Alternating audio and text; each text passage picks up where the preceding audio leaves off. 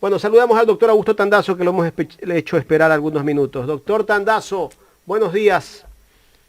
¿Cómo le va? Buenos días, Carlita. Buenos días, Jaime.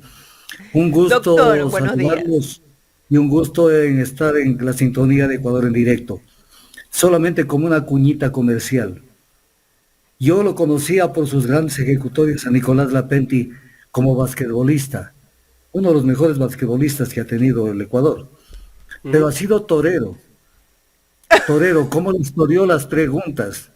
O sea, no dijo nada sobre el dragado, no dijo sobre la seguridad, no sabe dónde está parado sobre Bueno, el tema. del Dragado dijo que él tenía que armar una mesa técnica y que iba a analizar lo que le decía yo, pues no, el costo-beneficio, sin duda alguna, aunque ya tendríamos a estas alturas que saber si realmente con la Si yo experiencia de fuera él, si el Dragado candidato, si funciona o yo no fuera funciona, candidato, cabe o no cabe dentro de... si yo fuera candidato, por ejemplo, que no tengo esa pretensión, si yo fuera candidato a ministro de Energía, yo sé exactamente lo que hay que hacer. No es que voy a decir, voy a llegar para ver el costo-beneficio, para ver que es los 20 kilómetros, y le cuento que ahí se junta el río Daule con el Babahoyo, y no, o sea, le mandó manoletinas por todo lado, muletas, la capa, se lo sacó al toro. Y en el tema de la seguridad, dice el artículo 161 de la Constitución de la República, que es competencia del Estado central, competencia exclusiva. Lo que es exclusivo para una institución es excluyente para los demás. La seguridad interna. Entonces, todos los alcaldes y todos los precandidatos a prefectos están hablando de qué hacer con la seguridad. O sea, Bueno, colaboren pero con la lo policía. que pasa, Si doctor Tandazo, es recibe- que en este momento el tema seguridad es una carta de presentación para cada uno de los candidatos, para poder pero eso es un captar error. ese voto duro. Pero Pero es un hay que error.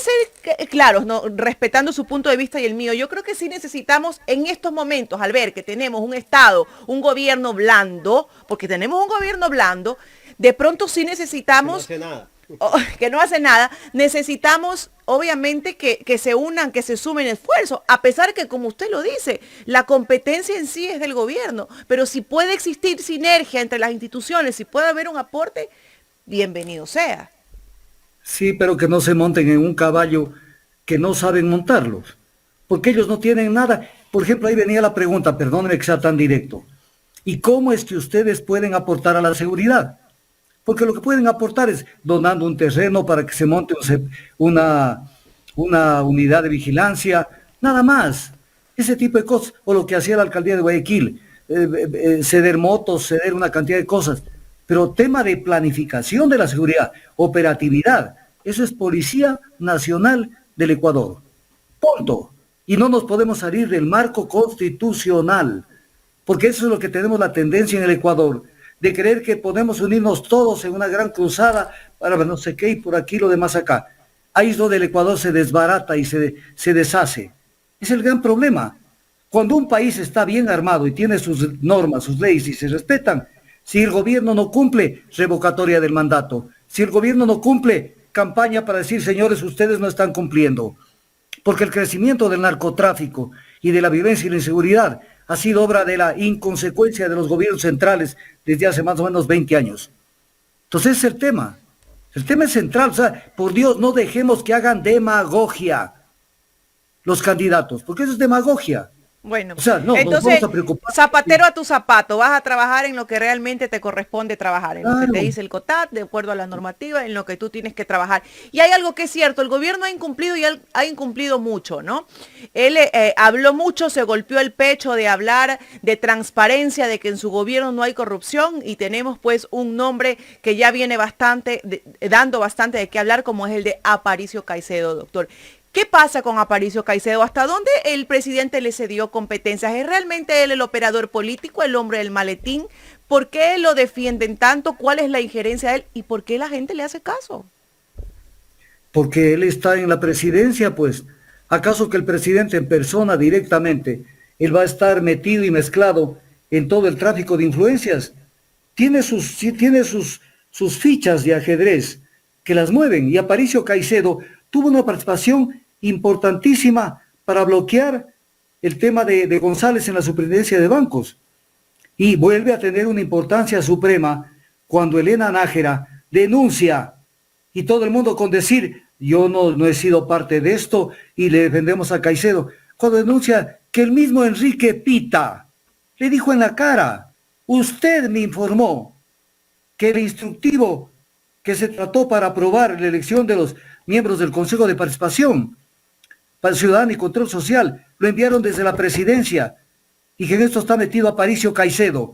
O sea, esa mujer valiente, que yo no la conozco por si acaso, Elena Nájera, mañana va a ser perseguida o alguna cosa, porque en este país cuando alguien pone el dedo en la llaga viene el problema. Doctor, seguramente ya le están investigando la hoja de vida de ella y seguro mañana o pasado los medios de comunicación se prestarán para hacer grandes reportajes en contra de esta señora. Pero claro, ese es parte del sistema, pues todo lo preparan de una manera que logren el gran objetivo. Primero, siempre pegados al gobierno de turno, cuando el gobierno de turno defiende los intereses de la derecha económica y política de este país. Cuando no, entonces están en oposición y buscan aquí a los contradictores del gobierno. Y si no, en este momento están de alcahuetes de todo lo que pasa. En plena luz del día suceden las cosas. O sea, este país ya se pudrió.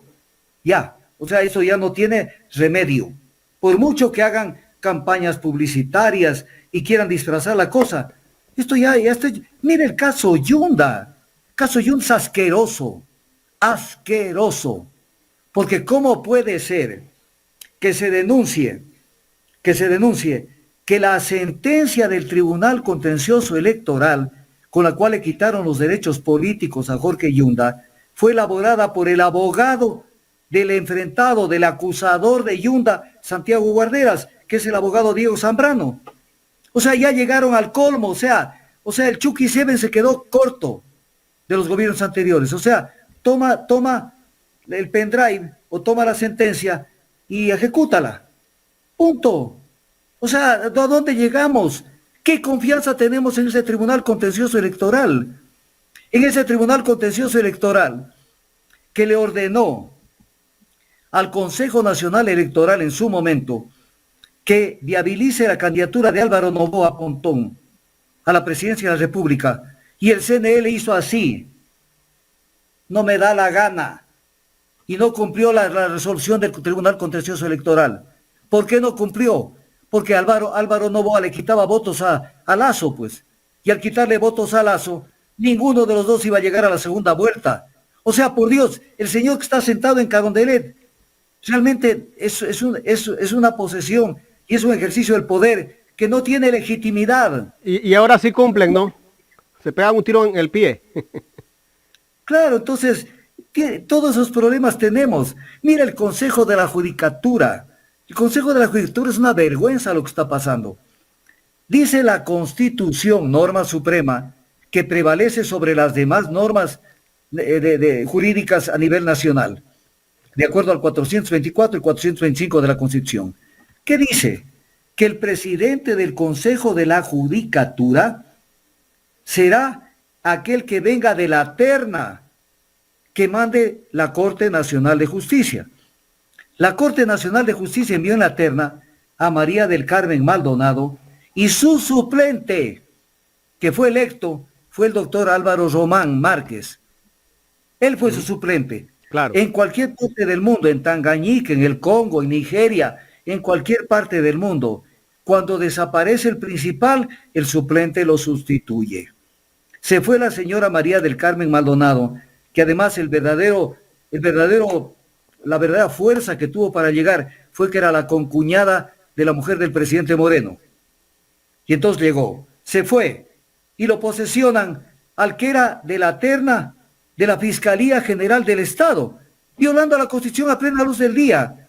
Y él es el que está de presidente del Consejo de la Judicatura. Entonces, ¿Y qué ha dicho al respecto el Consejo de Participación Ciudadana y Control Social? ¿Qué van a decir, por Dios? Esa gente no sabe ni dónde está parada. Pero además una cosa, este Consejo de la Judicatura está evaluando este rato 37 postulantes a jueces anticorrupción en el Ecuador.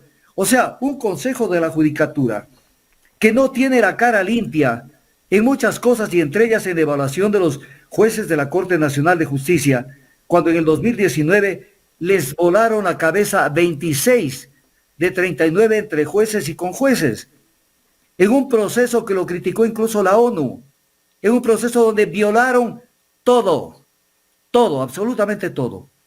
Porque ellos, primero, si había una evaluación, tenía que ser cada 3 años. No, y no de manera así global, sino para ver cómo va el tema. Segundo, utilizaron los fallos, las sentencias y los autos de admisión para evaluar lo actuado por los jueces y conjueces, lo cual es una barbaridad, que incluso el Código Orgánico de la Función Judicial dice que no se tocarán los fallos, que no se los analizará. Y entonces analizaron los fallos, y con base en el análisis de los fallos, sucede que encontraron que habían 14 jueces de la Corte Nacional, las 2/3 partes, y se los comieron, más los no sé cuántos conjueces, 12 conjueces. Y viene el tema, ¿y qué pasó con los que fueron partes procesales en los jueces, en los juicios? ¿Qué pasó? O sea, en silencio, porque nunca se supo cuáles son los casos que analizaron las sentencias.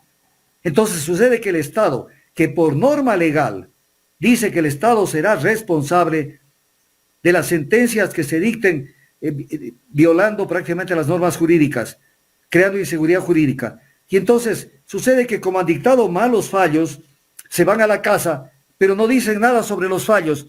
Y la Corte Constitucional dice, no pueden regresar a sus cargos, dijo, porque hay que generar una situación de consolidación de las sentencias. O sea, reventaron a la justicia supuestamente, no lo estoy diciendo que es así, los reventaron, pero no importa, se van los jueces, pero quedan las sentencias.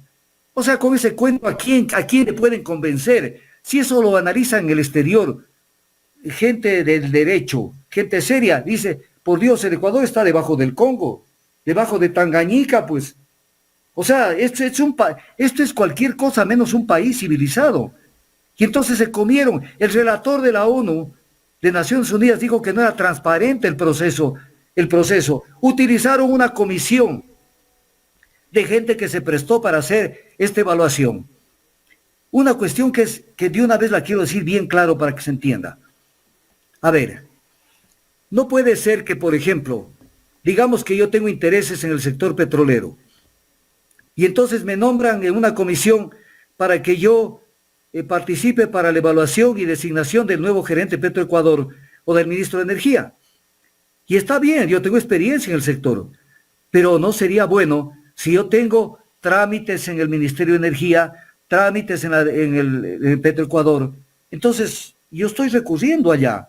Y mañana yo ayudo a que llegue Juan Piguave, de gerente Petroecuador. Pues Juan Piguave me deben buena parte del cargo que está, pues.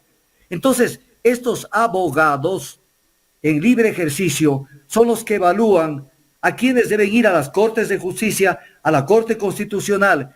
Si se hace un análisis de la lista de los abogados que son tomados en cuenta en estos comités que no tienen por qué existir, en estos comités y que tienen casos pendientes que defienden en las Cortes de Justicia o en la Corte Constitucional, eso es ser cara dura.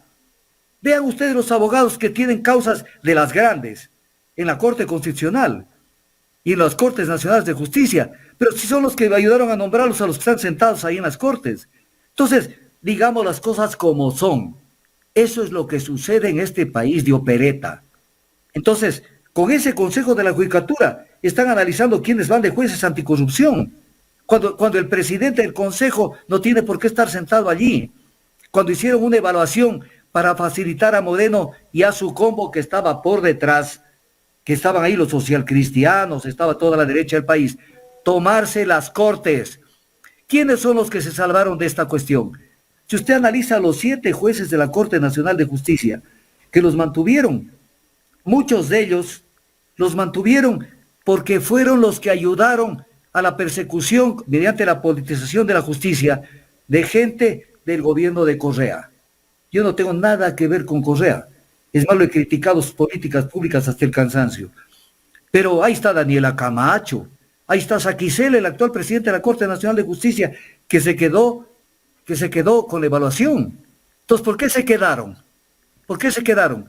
Porque estaban sirviendo al gobierno y sacaron a los 14. Pero aquí hay un tema que es importante. se reunió el Pleno de la Corte, hicieron una presentación a nivel nacional de su protesta por la forma como se iba a hacer la evaluación de los jueces de la Corte Nacional de Justicia.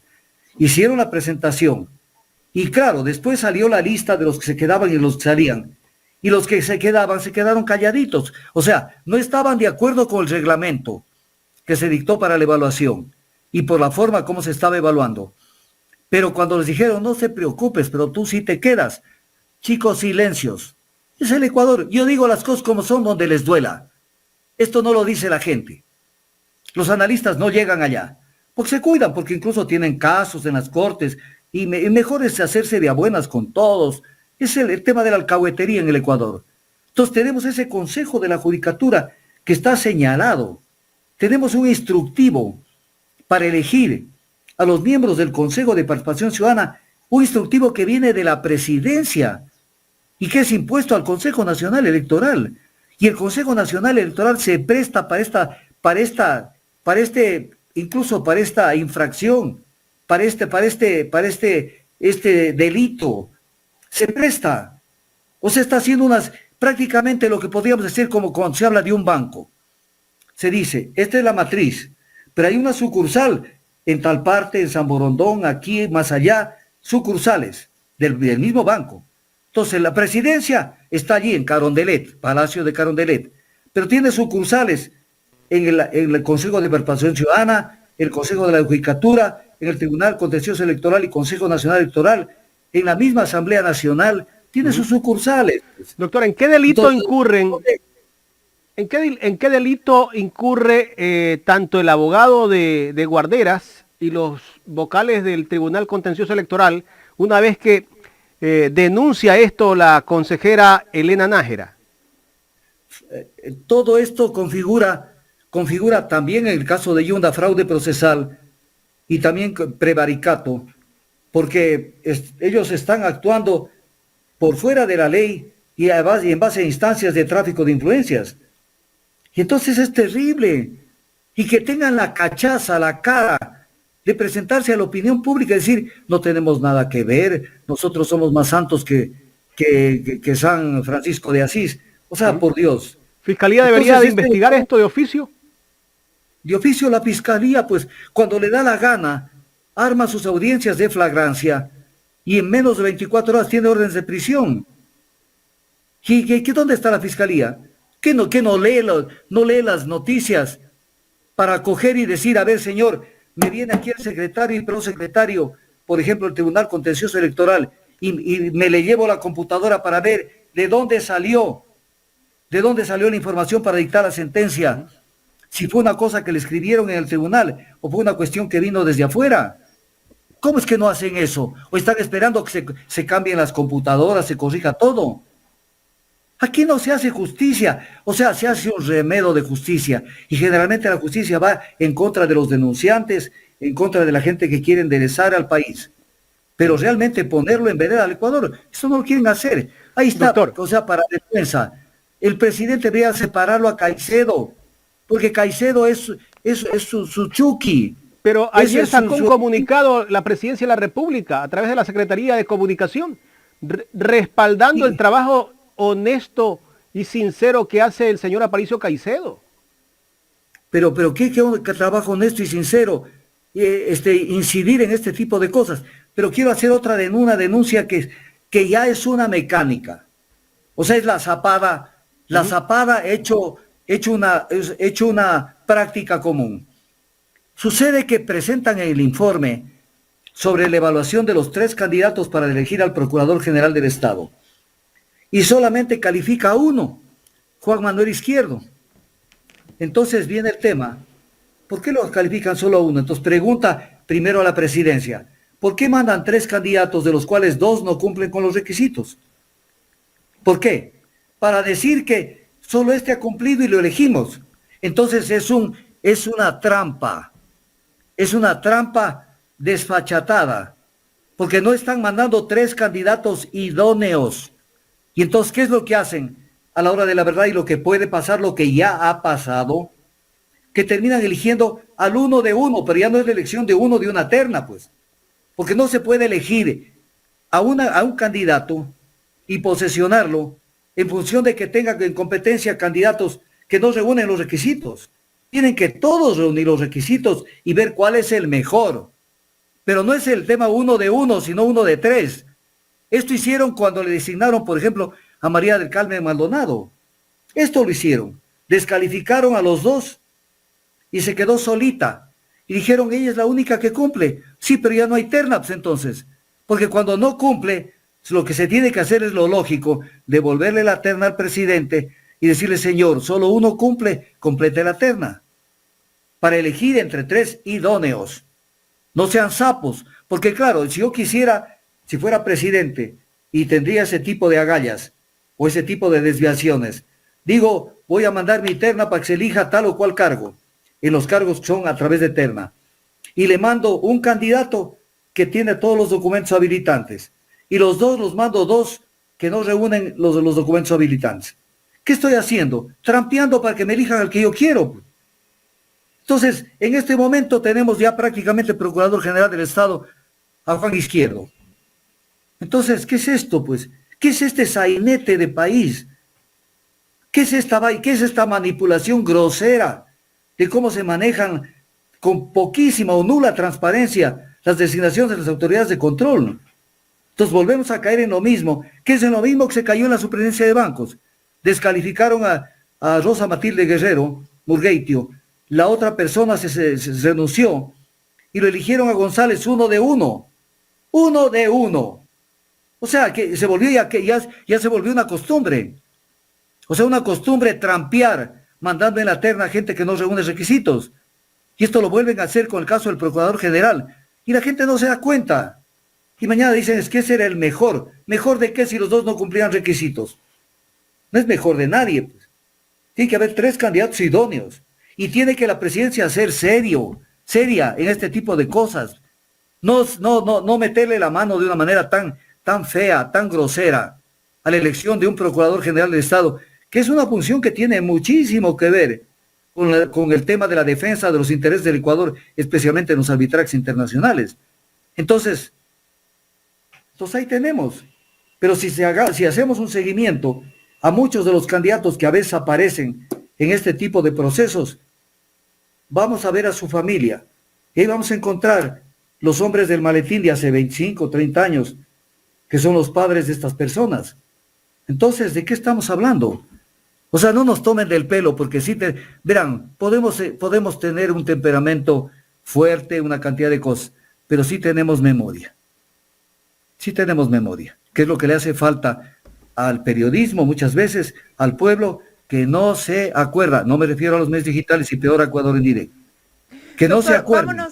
Vámonos un poco al tema para que no se nos quede pues guardado. El tema de la salida del país de Leonidas Issa y su participación en la Corte Interamericana de Derechos Humanos. ¿Qué beneficioso es? De pronto, ¿a qué se debe su salida?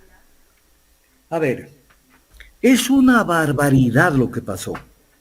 Es una barbaridad desde dos puntos de vista. El primero, si un juez dicta una medida de prisión preventiva y la sustituye con una medida cautelar, no salir del país, es porque esa es medida sustitutiva.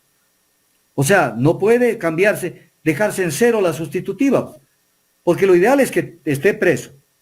Si no está preso, ok, camina pero no sales del país. Y de pronto le dan permisito para que 5 días se ausente a Brasilia a que vaya a concurrir a la audiencia de la Corte Interamericana de Derechos Humanos. Vamos a poner un ejemplo que no se va a dar, porque este hombre tiene pretensiones de ser monarca del Ecuador. ¿Por qué decimos que le dan permisito? A ver, ¿qué gato encerrado puede haber ahí? A ver, primero que el juez se bajó los pantalones, la jueza o la jueza, no sé qué género tiene.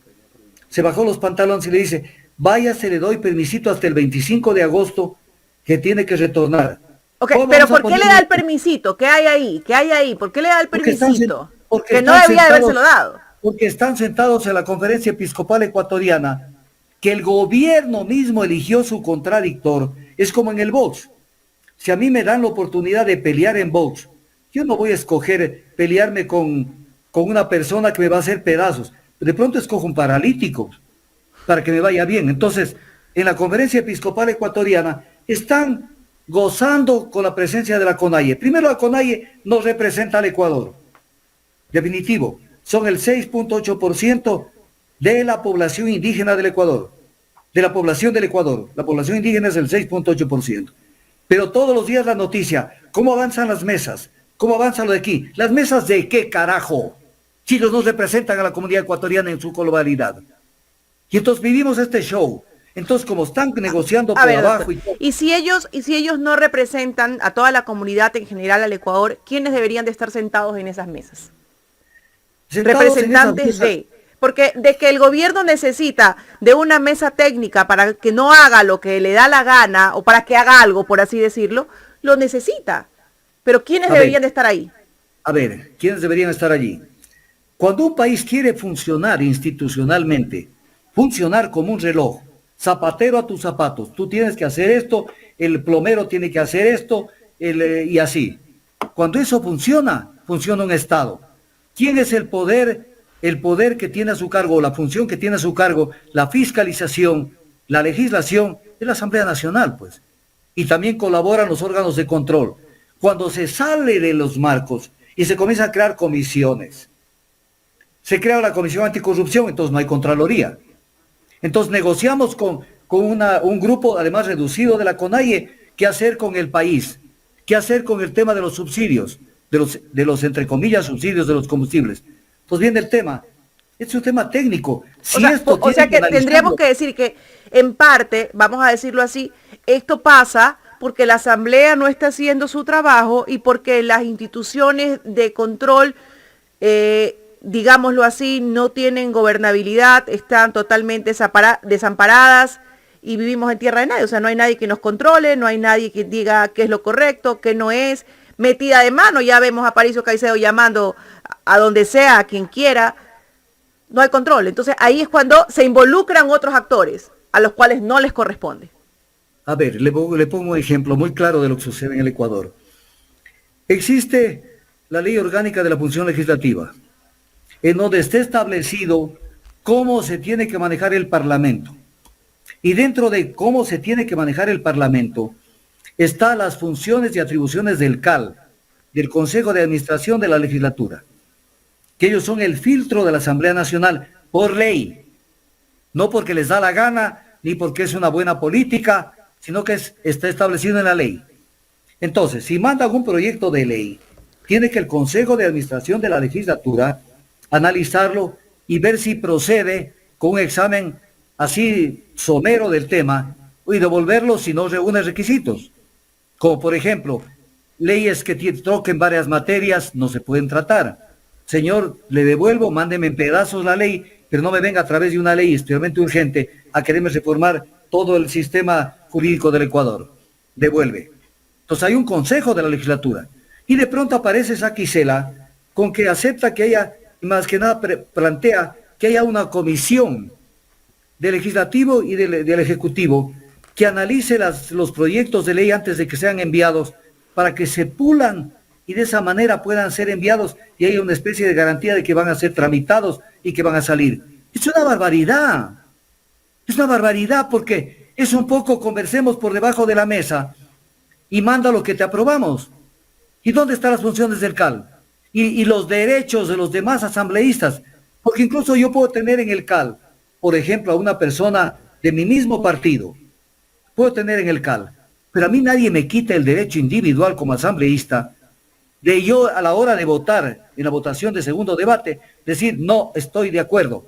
Entonces ahí sale el gobierno. Se ha incumplido lo que resolvimos en las mesas de diálogo. ¿Qué resolvimos? Y ahí no se resuelve nada. No se tiene por qué resolver nada. O sea, el gobierno lo que tiene que hacer es estudiar con responsabilidad los proyectos de ley que manda para que estos tengan viabilidad.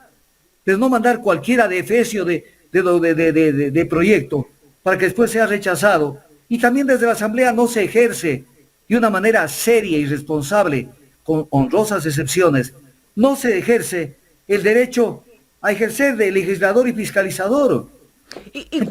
¿Cuál es su apreciación con respecto al veto parcial de la ley de comunicación? Porque esto ha estado dando vueltas en la Asamblea también y bueno, pues yo en base a mi lectura, yo creo que el presidente sin duda cumplió su palabra con los medios tradicionales de señal abierta, ¿no? Y por eso pues hizo el veto parcial de esa ley de comunicación, una ley que desde mi punto de vista, respetando el del resto y como catedrática en el área de comunicación, sí nos hace falta una ley de comunicación. Desde luego, pero tiene que ser una ley de comunicación sin trampas, sin recovecos y bien hecha. Pero viene el tema que yo lo he criticado independientemente de la ley de comunicación. O sea, sáquese el tema de que yo me refiero a la ley. O sea, es desproporcionado el papel que tiene el presidente, el que sea. Lazo, el que venga después, el que venga luego de este. Es desproporcionado el sistema con el cual se le concede el papel de colegislador al presidente de la República. ¿Por qué razón? Por ejemplo, yo digamos que soy presidente de los tradicionales, de los que hay en el Ecuador, de los que han habido. Entonces digo, mando un proyecto de ley sobre cualquier tema, seguridad alimentaria, ya, se fue el proyecto de ley. A mí no me importa, en último, hago mi lobby, pero no me importa cómo salga el proyecto de ley aprobado. Porque con tal de que me lo aprueben, aunque me lo aprueben cambiándome lo que yo dije, entonces yo tengo la opción del veto parcial, que es lo peor, más que el veto total. Porque con el veto total se vuelve a discutir el tema después de un año. Mando un veto parcial. ¿A qué lo obligo a la Asamblea? A que la Asamblea tenga que allanarse a lo que dice el presidente, con lo cual el presidente tiene una potestad y una fuerza superior a la de la Asamblea Nacional. Me aceptan lo que yo digo y cambio. O ustedes quieren mantener el criterio de su posición como Asamblea Nacional, en donde hicieron reformas al proyecto de ley. No hay problema, pero ahora sí reúnanme en las 2/3 partes de la votación. Entonces, esa es la fuerza que tiene, la fuerza desmesurada que tiene un presidente, y no me refiero a Lazo, a cualquier presidente como está previsto en la norma constitucional. Entonces, ¿qué es lo que pasa? En este momento ya no se necesitan 70 votos, se necesitan 92 votos. Y entonces, de 92 a 137 ya es más fácil. Con los independientes que son fáciles de acoplarse a las mayorías móviles o a los intereses del gobierno, del Ejecutivo, más los votos que tengo, más esos otros votos que andan rondando, ofreciéndose cómo votar. Ya se les vuelve cuesta arriba a la Asamblea Nacional ratificarse en su proyecto de ley. Entonces, tenemos esa permanente injerencia del Ejecutivo en la elaboración de leyes. Con los vetos parciales destruyen la posibilidad, porque lograr 2/3 partes en la Asamblea Nacional es harto difícil, harto difícil. Y entonces, o sea, está mal hecho ese tema y eso hay que repensarlo, porque esas son las cosas que no funcionan bien en el Ecuador. Entonces, a la hora de la verdad, vamos a ver si se logran los 92 votos o no se logran los 92 votos, o triunfa Lazo con su tesis, o triunfa la Asamblea Nacional imponiendo su texto que salió de la Asamblea, que yo ya lo analicé y lo podemos volver a analizar. Los dos proyectos, el de mayoría que salió de la Asamblea, de la Comisión, y el de minoría, los dos no respetan la libertad de expresión. Los dos proyectos, no el uno, los dos. Y entonces, o sea, en este país nos damos el lujo de tener un presidente, por ejemplo, que dice libre examen de ingreso a las universidades, pero no hay cupos. Y además, cuando se lee el texto del reglamento que dictó, sí hay examen de admisión. Doctor. Entonces, ¿de qué hablamos? O sea, en este país le toman del pelo a Raimundo y todo el mundo. Antes de irnos a ese tema, en este tema de la ley de comunicación, donde el presidente ha vetado parcialmente la ley, ¿quiénes han analizado la ley? ¿A quiénes han llamado? Yo pregunto. ¿La academia ha participado dentro de todas las observaciones que hay dentro de este proyecto? No. Porque aquí hay solamente un grupo, pues, los que representan a los medios. De ahí nadie más, pues. Y algunos decían, la ley es una ley mordaza, pero no decían por qué es una ley mordaza. O sea, ellos tienen solamente ese mensaje para la gente, que es ley mordaza. Pero cuando uno le decía, bueno, analicemos por qué dicen que es una ley mordaza, vamos analizando artículo por artículo, siempre se iban por la tangente. Es que ese es el gran problema en el Ecuador, cuando se adjetiva todo. Entonces, cuando yo veo entrevistas a personajes X, donde dicen cualquier cosa, pero no existe la pregunta. Y decirle, ¿y por qué usted dice eso? ¿En base a qué se basa? Esa pregunta no hay la repregunta. Entonces, claro, se dice cualquier cosa. Pero no Pero hay si la hay la repregunta. repregunta cuando entrevistan a alguien que no es de la línea de los intereses que representan a los medios. Es que a los que no representan a los medios no los entrevistan, pues, mi amigo. Y yo le voy a contar una anécdota. A ver, que le he contado y no es nuevo. Verá. Sería bueno Un que día, la refresque. a ver, la voy a refrescar. Y Carlita, que me esté oyendo, por favor. Aquí está Carlita. Aquí está Carlita, y ahí eso nos da la garantía. Entonces, un día, yo iba con mi carro caminando por una calle de Quito. Y claro, Quito es una ciudad terrible porque no hay parqueos en ningún lado. Y de pronto veo un parqueo justo al frente, o sea, ahí al pie de donde tenía una oficina una persona amiga mía. Entonces, como vi el parqueo que había, o sea, un hueco, dije, aprovecho y paso saludando, no le pasaba saludando algunos días. Entonces digo, voy a pasar saludando. Me parqueo y me bajo y entro directamente y sin pedir permiso, máximo saludar a la gente que estaba afuera, paso directamente a su oficina y entro y cometo semejante barbaridad y no me doy cuenta que estaba acompañada. Entonces yo intenté salir, le dije, discúlpame, no, cometí la imprudencia de entrar, pero yo te espero afuera. Entonces me dicen, no, estamos aquí entre amigos, ven, por favor, no te vayas, ven, siéntate, qué mejor que hayas llegado y no sé qué. Y yo me siento. Y entonces me dice esta persona, le dice a la otra persona, que era Estefano Isaías. Estefano Isaías. Y entonces le dice, oye Estefano, o sea, yo no le había pedido eso. Yo quedé, o sea, me sentí mal. Le dice, oye Estefano, a gusto lo veo, que habla en todos los medios de comunicación. Esto era el año 2006. Lo veo que habla en los medios de comunicación. Pero no veo 2006, 2005, por ahí fue. Dice, pero no lo veo que lo entrevistan en Gama TV.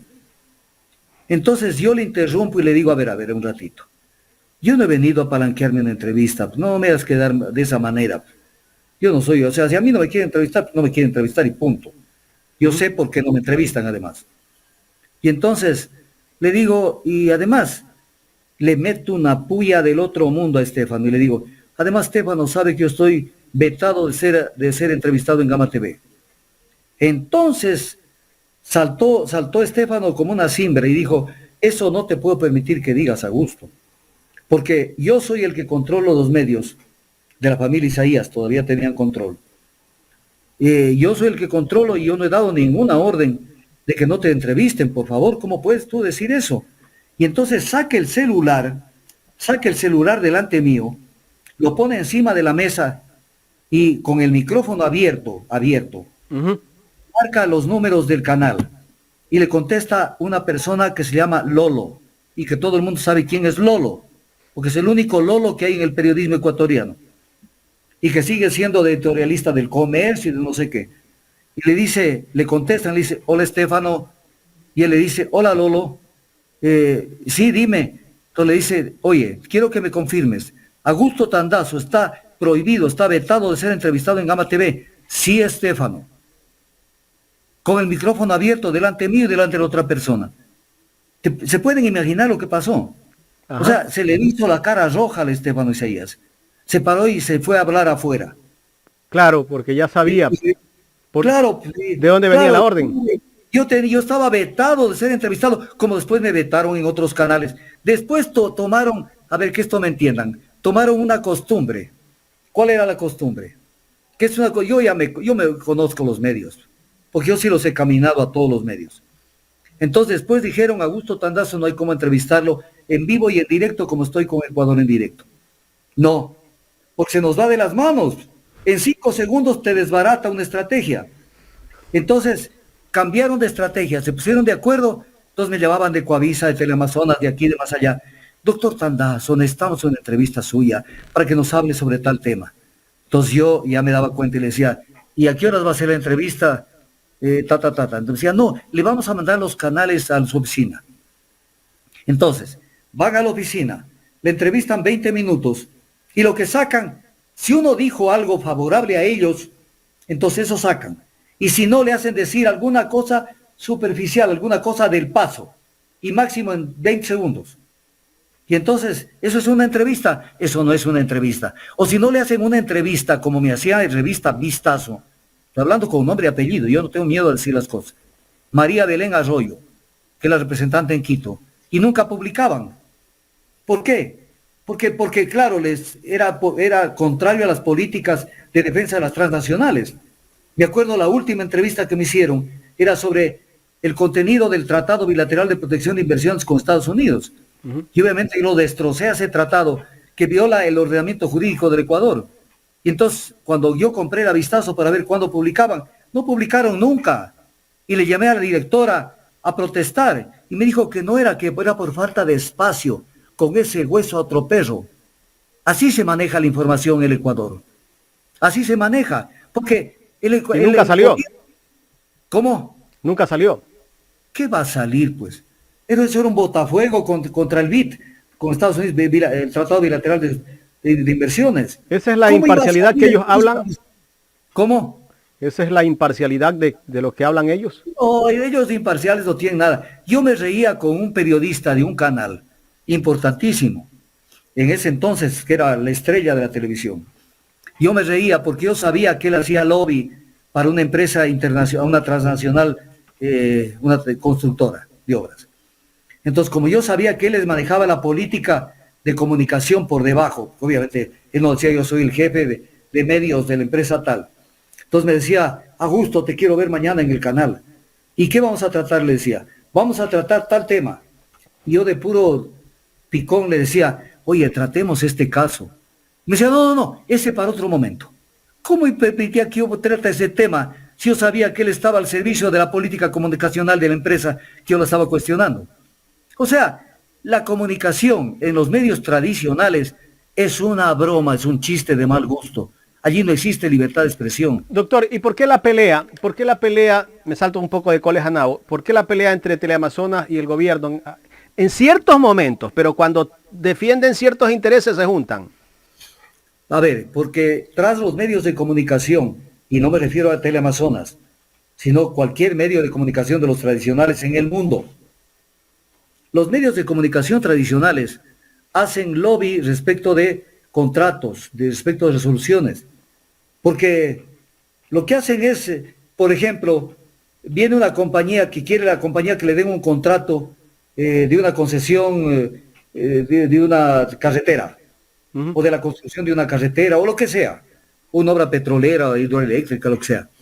Entonces llegan y dicen, ¿a quién nos buscamos para que nos haga el lobby? Y los que más pegan son los que la gente cercana a los medios de comunicación. Entonces, ellos sirven de lobistas. Y si ganan la concesión, se forran de plata. Por eso es que muchos de los medios de comunicación reportan pérdidas. Y los pobres periodistas no tienen utilidades. Reportan pérdidas. Porque no les importa perder, pues. Porque ellos saben cómo ganan los dueños. Ganan haciendo lobby. Entonces, cuando no les dan razón, sencillamente lo vale. Yo he tenido estas experiencias, no voy a decir el nombre ni la radio, pero una radio de súper sintonía en Quito. Un día me llama el que manejaba esa radio que tenía el rating más alto.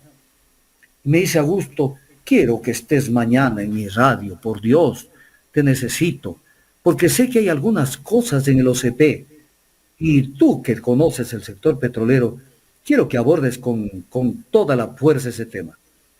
Entonces yo como conozco, yo puedo este rato pararme y dar una conferencia sobre el tema del OCP desde su génesis, que nació podrido ese proyecto en la época de Gustavo Noboa Bejarano. Entonces le dije, con todo gusto, ¿a qué horas quiere que esté mañana en la radio? A tal hora. Fui a la radio y obviamente habían cosas duras en ese proyecto que se estaban dando en esos días y eran perjudiciales para el Estado, que dicho sea de paso, el contrato se vence en el 2023 y ese tiene que revertir al Estado sin costo alguno, pero van a hacer todo lo posible por renovarlo. Y en la renovación van a caer galletitas de la mesa para que recojan los que están ayudando en eso. Entonces viene el tema. Fui y hablé durísimo contra OCP. ¿Qué había pasado? Yo me enteré después. Que OCP, que tenía pautado en esa radio permanentemente una publicidad, que además era una publicidad idiota, porque un dueño de un oleoducto, ¿qué propaganda puede hacer? Sabe que mi tubo es una belleza, sabe que funciona a la perfección, es respetuoso al ambiente pero no es una empresa como decir Claro. una fábrica de colchones o lo que sea, que haciendo propaganda va a vender más O colchones. sea, promocionar un servicio, alguna cosa, ¿no? Claro, entonces sucede que había dejado de pautar con esa radio. Y obviamente, ¿cuánto habrá sido ese pautaje enorme? Porque OCP sí ha tenido plata para esta vida y la otra. No se olvide que construyó el proyecto en 1.405 millones de dólares, cuando su oferta para la autorización de la construcción no llegaba a 800 millones. O sea, para entender lo que pasó en ese contrato. Y entonces, al otro día estuvo OCP contratando un nuevo periodo de pautaje. O sea, me utilizaron. O sea, ven, destroza la OCP. OCP se asustó, o sea, llamaron y el otro día tenían pautaje. Con su, O sea, con su entendamos cómo comentario, funciona. con su análisis, hicieron negocio, Pero claro, pues. sin enterarse. Claro, pero de ahí ya me pusieron otra vez en el congelador. Porque ya no Porque ya podía no tratar necesitaban temas de que, OCP. Porque, ya no lo necesitaban. claro, ya tenían el pautaje de OCP, ya no podía tratar temas de OCP. Tantas cosas, Venga, y doctor. cambie otro tema. Tantas cosas que pasan, ¿no? En la comunicación. Y yo a veces veo que algunos periodistas hablan de austeridad en el Estado, que el Estado está muy obeso, que cómo puede ser posible que un asambleísta gane $5.000. Pues pregúntele cuánto ganaba, pues, alguien que hace poco salió de la televisión, $25.000, más el 50% de lo que vendía de pauta ese programa de televisión, pues. Hablemos de unos $50.000, $60.000 mensuales. Ese era el sueldo de esa persona. Y resulta que ellos sí critican, pues, que el Estado está muy obeso, que por qué un profesor gana tanto mensualmente. Pero vayan a ver, pues, vean el rol de pago de los que están en pantalla. Algunos de ellos ganan más de $10.000, $20.000. Pero claro, o sea, incluso no se olvide que cuando captaron los bienes de los Isaías, Telecentro era una empresa pública. Pues. Telecentro, porque era un medio público ya. Y ahí tenían periodistas deportivos que tenían sueldos que no se podía pagar en la administración pública. Y pagaban. Y no hubo una Contraloría que diga, oiga señor, ¿cómo puede ser que usted cobre 3 veces lo que gana el presidente de la República? Pero eran periodistas deportivos. Eran periodistas deportivos y claro, le llevaban rating a ese canal y con una mediocridad además digna de Padre y Señor nuestro. Pero es lo que pasa. O sea, siempre en la vida hay que buscar la causa de las cosas para entender. Y entonces por eso es que tenemos ese tipo de cosas. Por ejemplo, no sé si el personaje al que usted se refirió es el mismo al que me voy a referir. Por ejemplo, cumplían con el hecho de que invitemos a Augusto Tandazo porque la gente reclamaba. A veces reclaman a los medios, dicen, oye, ¿por qué no le invitas? Entonces, bueno, cumplamos, invitamos. Pero no le dejan hablar. Entonces le dicen, a ver, doctor Tandazo, dígame, ¿es procedente tal o cual cosa? Entonces yo comienzo a desarrollar, le digo, mire, y en medio de lo que uno está en la mitad, menos de la mitad de captar el problema y presentarlo, pero tampoco me he dicho nada sobre esta otra cosa. Y entonces al final a uno no lo dejan desarrollar una idea. Y al final dice, bueno, se ha cumplido el tiempo, ha sido un gusto tenerlo aquí, hasta luego. Ya lo tuvieron a Augusto Tandazo, pero no le permitieron hablar. O sea, vea, la trampa. Además, son órganos de difusión de los gobiernos de turno, de muchos de los gobiernos de turno. Si el gobierno de turno no necesita contratar o tener un órgano de difusión, con tener Ecoavis y Teleamazonas tiene todo. Claro. Tiene todo lo que Y quiera. es por eso que están destruyendo los medios públicos. Claro. Yo un día accedí también a un medio tradicional, no de los del top, pero tenía una entrevista los lunes a las 7 de la mañana. Y yo trataba, porque aquí hay un tema importante, y que me escuche Carlito, ojalá esté todavía ahí. Mire, el tema es este. Lo importante es esto, en el fútbol funciona esto. Es, un entrenador fija una estrategia para el partido, y el otro fija otra. Una de las dos estrategias prevalece. No prevalecen las dos. Entonces, ¿qué es lo que pasa? Los gobiernos buscan, por ejemplo, para la semana, dicen, mi estrategia comunicacional es esta. Vamos a tenerlos pendejeando, hablando de este tema, del de más acá, del de aquí, del de acá. ¿Dónde debe estar la sagacidad del periodista independiente? Es en armar la agenda comunicacional, pero no siguiendo la agenda del gobierno. o tocando tangencialmente, pero diciendo lo que realmente hay que analizar, lo que el gobierno no quiere tratar. Entonces hay que ir a ese tema y decir este tema. Entonces yo comencé a hablar en ese canal y los lunes a las 7 de la mañana tenía media hora donde prácticamente armaba una agenda comunicacional para la semana, donde decía, en esta semana tenemos que ponerle ojo a tal tema, aquí, acá, porque aquí se está haciendo esto y lo de aquí, lo demás acá, en todos los ámbitos de la política, de la contratación y de todo. Entonces, primero un jefe de información de uno de los canales pedía que le den la grabación de lo que yo hablaba para él irse adaptando a algunas cosas de las que yo decía. Y aparte de eso, tarde que temprano tocaron al canal. Tandazo no puede seguir aquí. Porque si no, te botamos encima la Superintendencia de Telecomunicaciones, lo de aquí, lo demás acá. Y esa persona, dueña de ese canal, a quien yo la defendí, un tema penal, tuvo la cachaza de mirarme y decirme, no podemos seguirte teniendo en el canal. ¿Por qué? Porque nos van a partir la madre. Ese es el Ecuador de la realidad, no el de la teoría, la libertad de expresión. ¿Qué libertad de expresión? Libertad de expresión no se practica, porque tienen listas en los medios de comunicación a los que nunca se puede entrevistar, a los que se puede entrevistar, pero haciéndoles meterlas de andar, cuestionándolos y haciéndoles que caigan en preguntas capciosas. Pero doctor, una de esas es las razones por las que muchos medios de comunicación deciden parcializarse con el gobierno de turno. Pero no es que deciden por eso, sino porque esas relaciones generan muchos beneficios. Por supuesto que sí, entre esos las pautas, porque obviamente los medios de comunicaciones viven de eso, ¿no? De las pautas, ¿no? Hay que ser honesto, el que es empresario piensa como empresario, y si tú como empresario te pones un medio de comunicación, vas a pensar en tus ingresos. El detalle es hasta dónde se puede llegar con ese pensamiento, porque hay otro tipo de temas también dentro de la comunicación. Ya decía Luis de Bonal, ¿no? Un Estado puede ser agitado y conmovido por lo que la prensa diga, pero ese mismo Estado puede morir por lo que la prensa calle. Ecuador está muriendo. Pero la prensa está callando. Porque no se toca los temas básicos. No se toca. A propósito, no están en la agenda. No están en la agenda. Y les vale un comino. A ver, ¿cómo les puede preocupar a gente, por ejemplo, que en este momento tiene centenares de millones de dólares en el exterior, en paraísos fiscales, o camuflados a través de los hijos, de la familia, o de lo que sea? ¿Qué les puede preocupar? Por último, que quiebre el país, que se acabe la dolarización, que se quiebre la institucionalidad, que haya un enfrentamiento social del otro mundo. No les importa, porque al final van a ir a vivir en Miami. Al final van a ir a vivir en República Dominicana o en España. Al final van a ir allá. Entonces no les importa. Entonces hacen su buena plata. Y obviamente hay gente que estuvo pelada, de la noche a la mañana, dueños de canales, por Dios, o sea, cuando fue la sucretización de la deuda, la sucretización en la época de Osvaldo Hurtado, hubo personas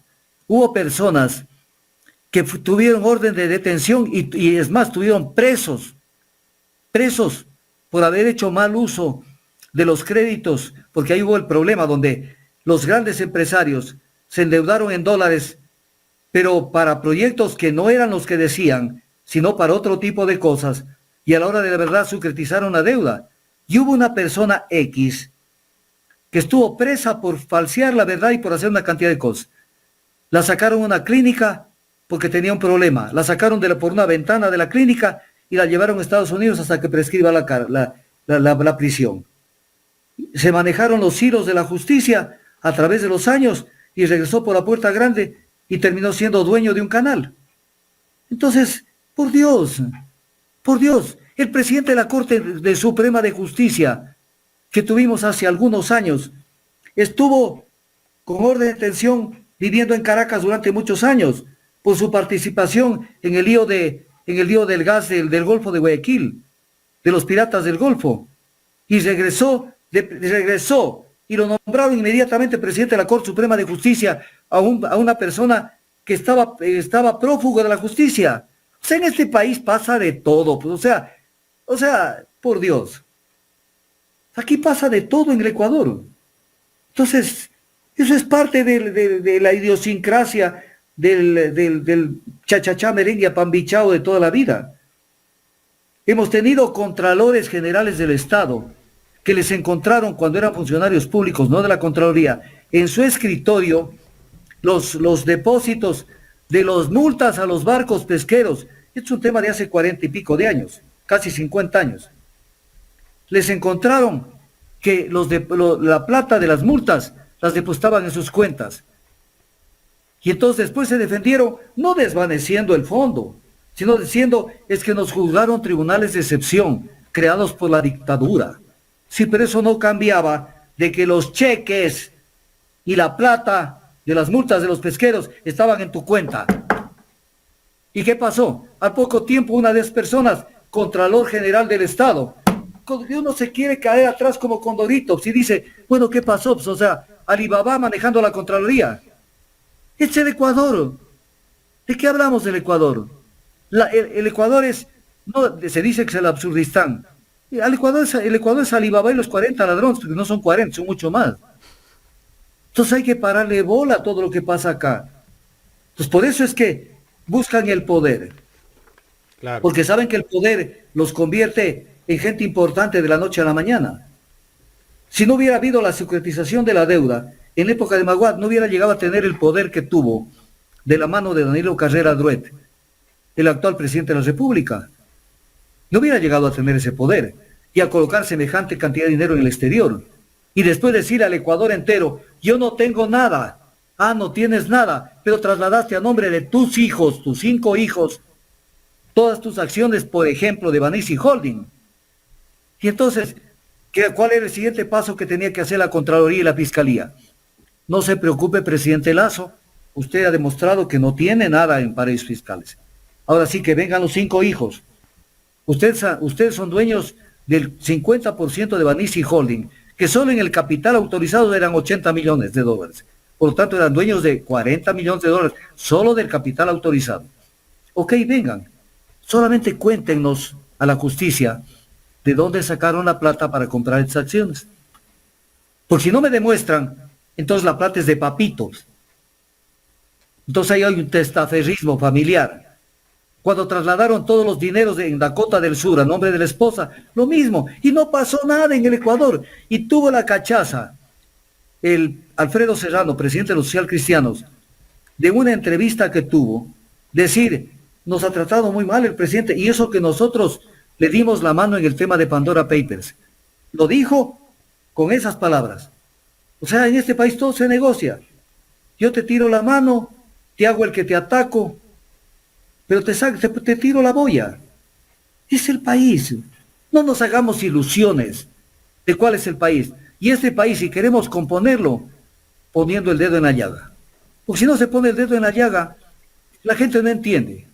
Entonces, a menos en época de campaña, como pasó alguna vez en Rusia, esto es de la época de allá, de una campaña, donde decía uno de ellos que si hay que ofrecer un puente sobre un río y si no existe el río, hay que ofrecer el puente. Porque el puente es lo que llena. Entonces, vamos a hacerlo de aquí, lo demás acá. Y todos, si usted hace un censo de todos los candidatos, todos van a combatir la inseguridad. ¿Cómo la van a combatir?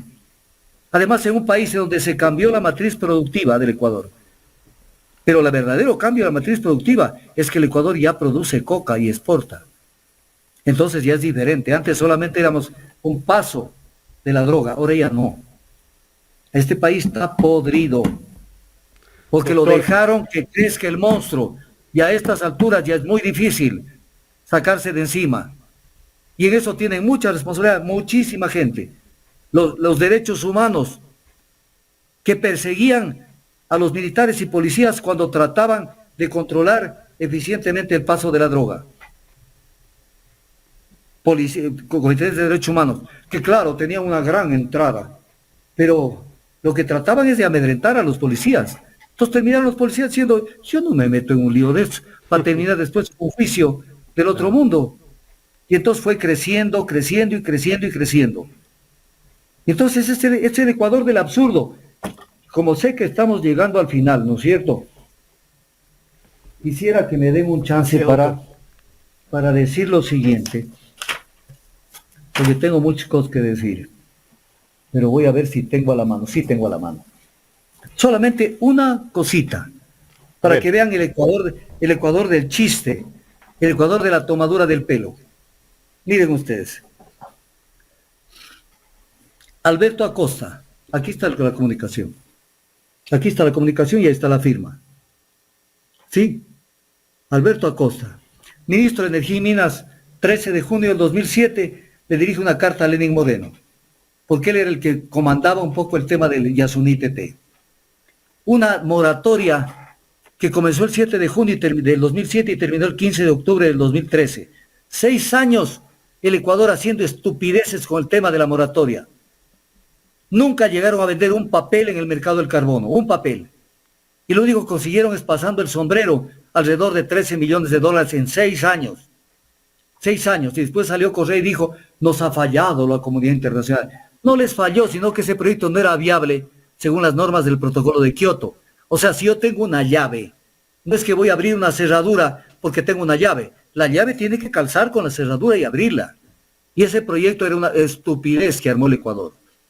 Pero mire lo que dice Acosta, de las tantas perlas, para demostrar lo que somos el Ecuador. En relación con el asunto de la referencia, es una oferta para crudo represado del bloque TT. Adjunto a la presente servirá encontrar una propuesta presentada por la compañía Oppenheimer Remediation Service Incorporated, la cual ofrece la cantidad de 3.000 millones de dólares anuales, no en total, sino anuales. Dice, para dejar el crudo de bloque Ispingo, Tambococha, Tiputín y TT represado en tierra. En 6 años. O sea que nunca depositó, pues.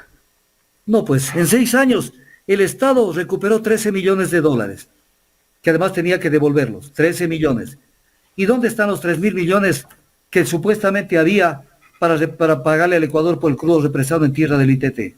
Esto es burlarse del Ecuador, burlarse. O como cuando dijo el mismo personaje dijo en una de sus ruedas de prensa, el mismo personaje dijo, aquí está, por si acaso, yo tengo unos archivos que no lo tiene nadie, aquí está, donde dice, desde el 2006 teníamos la idea de dejar el crudo bajo tierra. Ah, ya, tenías la idea de dejar el crudo bajo tierra del ITT. ¿Y por qué aprobaste tu agenda energética 2007-2011? Que está aquí, de Alberto Acosta Espinosa.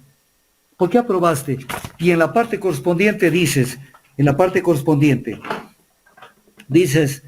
que planificación económica integral de crudos pesados, determinar las mejores alternativas de inversión y desarrollo de los campos ITT, Pungarayacu y Oglán. Ah, o sea, sí quería explotar el ITT. ¿Y qué te olvidaste en el 2007? Lo que dijiste antes, lo que dijiste después incluso, que en 2006 tenían pensado dejar el crudo bajo tierra. ¿Y por qué aprobaste esa agenda energética? ¿Y por qué le mandaste esta carta al presidente Rafael Correa Delgado, de marzo del 2007? ¿Por qué le mandaste esta carta?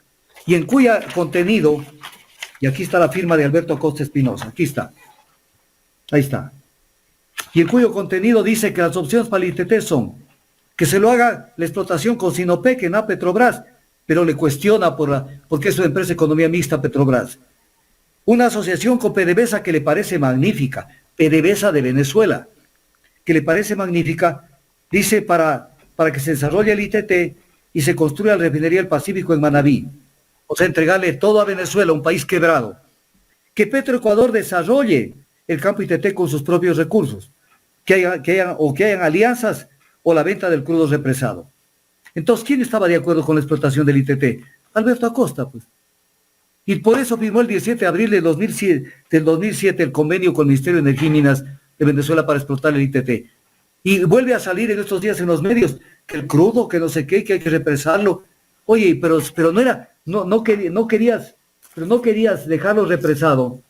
No lo querías dejar represado cuando eras ministro, pues. Lo que querías es explotarlo con PDVSA al ITT. Y mira esta otra cosa, que dicho sea de paso, Acosta, esto lo declaró por si acaso el 5 de diciembre del 2006 en el diario El Universo.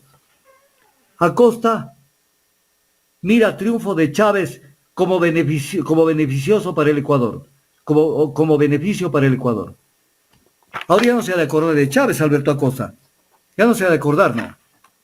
Y todo lo que está pasando en la audiencia de la Corte Interamericana de Derechos Humanos en Brasilia, que es una vergüenza. ¿Qué hace ahí Leonidas Issa? Si cada comunidad es la que tiene derecho a ser consultada, cada comunidad, no la CONAIE. O sea, no es que a la CONAIE le van a consultar qué hacer con el ITT, o qué hacer con una zona donde no hay un miembro de la CONAIE que viva ahí. Entonces, dejen de tomarle el pelo al Ecuador. Dejen de tomarle el pelo al Ecuador. ¿Qué hacía Issa allí? También de estrellita de Navidad luciéndose allí.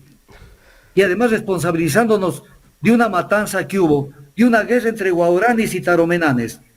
¿Pero por qué era la guerra? Porque los guauranis los estafaban a los taromenanes y obviamente canjeaban lo que traían para hacer trueque, especialmente pieles de jaguares, y eso sí no les importaba, ¿no?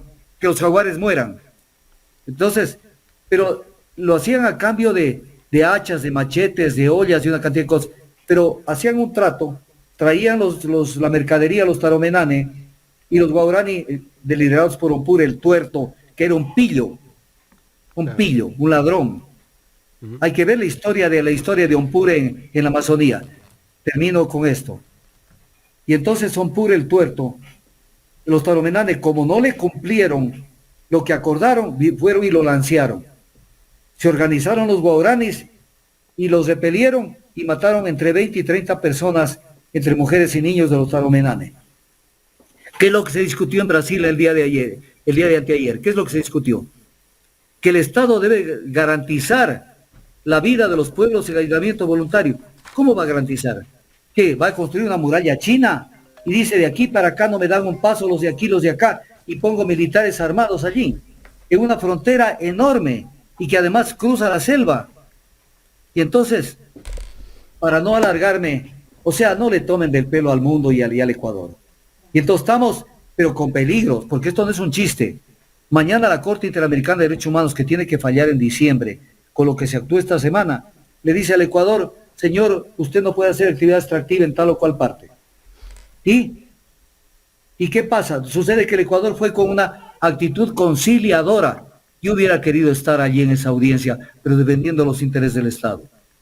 Los ponía de cromo. Vamos a ver qué respuesta nos trae Nicolás Issa, y esas respuestas las vamos a analizar Leonidas Issa, y esa respuesta la vamos a analizar el próximo jueves con usted. Vamos a ver entonces cuál es como decía el economista Lapenti, ¿cuál fue el costo-beneficio entonces de esa salida? No, la zapada de Issa y de la CONAIE, que quieren meterse en todo. Vamos a poner un ejemplo, que están queriendo hacer minería en la provincia de Zamora. Tienen que consultar a la comunidad donde se va a hacer la minería, qué es lo que quiere, qué es lo que ellos aprueban o no, y tampoco es vinculante la consulta, ojo, no es vinculante, de acuerdo al artículo 57 de la Constitución. Pero allí tienen que consultar, pero no les van a consultar a los panzaleos de Cotopaxi qué hacer con la minería en los Zaragudos, ni les van a consultar a la CONAIE qué hacer con los pueblos no contactados que dicen que son no contactados, que no es cierto, que viven en la Amazonía. Entonces, eso no puede ser. Miren este mapita. Este mapita es como para que la gente lo recuerde. Aquí está el Ecuador. Aquí está el Ecuador, acá arriba. Aquí. Ahí está el Ecuador. Me cuesta trabajo ponerlo en el sitio. Ya. Y todo lo que se ve manchado son las concesiones en el Perú petroleras, que van hasta arriba, hasta bajísimo. Y en la parte de la costa también. O sea, los peruanos sí pueden manejar la biodiversidad y los ecuatorianos no. O sea, ellos son genios y nosotros somos imbéciles. O sea, hicieron de esto política barata y que no tienen conocimiento. Para entender el tema indígena de la Amazonía, para eso hay que prepararse y hay que quemar mucha pestaña. Cualquier improvisado no puede sentarse a hablar de temas que no conocen. Por ejemplo, el cura La Vaca, hay una fundación que, fruto de lo que estaba investigando, han creado una fundación Alejandro La Vaca para tratar de que no se produzca petróleo y se deje todo intangible. La Vaca fue el que más colaboró para la explotación petrolera, porque él firmó convenios con CEPE, con el presidente Otto Arosemena, con un montón de gente para pacificar a los guaraní, y estaba a punto de lograr esto con los Tagairi cuando fue lanzado. Pero solamente leo estito, de montonera de libros que tengo. Petróleo, lanzas y sangre, de Jorge Viteri Toro, que fue su canoero el que lo guiaba. Aquí está el comentario. Aquí está. ¿Qué dice ese comentario del libro? Con esto me despido. CEPE sacó un boletín cuando lo mataron al padre La Vaca. Un boletín de prensa que, entre otras cosas, decía: Monseñor La Vaca y Sor Inés Arango se encontraban efectuando labores específicas de acercamiento a las comunidades indígenas de dicha zona en cumplimiento del convenio suscrito entre CEPE y el Vicariato Apostólico de Aguarico, cuyo principal objetivo es atender a las comunidades indígenas localizadas dentro del objeto de exploración de hidrocarburos. O sea, el padre La Vaca y los capuchinos arrendaron sus instalaciones a las petroleras para que vayan al oriente y facilitaron el acercamiento para que acepten la presencia de las personas. Y ahora lo quieren vender la imagen del padre La Vaca como que era anti-explotación petrolera. Si él estaba al servicio de que se explote petróleo y trabajó desde el año 67 hasta el 87 que lo mataron en ese tema. Y aparece la Fundación La Vaca diciendo todo lo contrario de lo que él hizo en vida. O sea, por Dios, ¿cuándo llegará el día en donde la gente sea seria en el Ecuador? Doctor, ya estamos en la parte final. Muchísimas gracias por todos esos conocimientos que los ha compartido a través de Ecuador en Directo el día de hoy y los análisis que hemos hecho justamente en este día. Muchas gracias, Jaime. Y un saludo a Carlita, que creo que ya tuvo que ir a la universidad. Entró a un clase. Saludo y un agradecimiento. Que además ella es catedrática. Un saludo y un agradecimiento por la tribuna que me dan. Yo me siento muy contento de ser entrevistado por este medio verdaderamente independiente. No otros que se disfrazan de independientes y que no lo son. Así es que muchas gracias, Jaime, y ya nos estaremos viendo en otra oportunidad. Gracias, doctor. El doctor Augusto Tandazo aquí en el programa Los Especialistas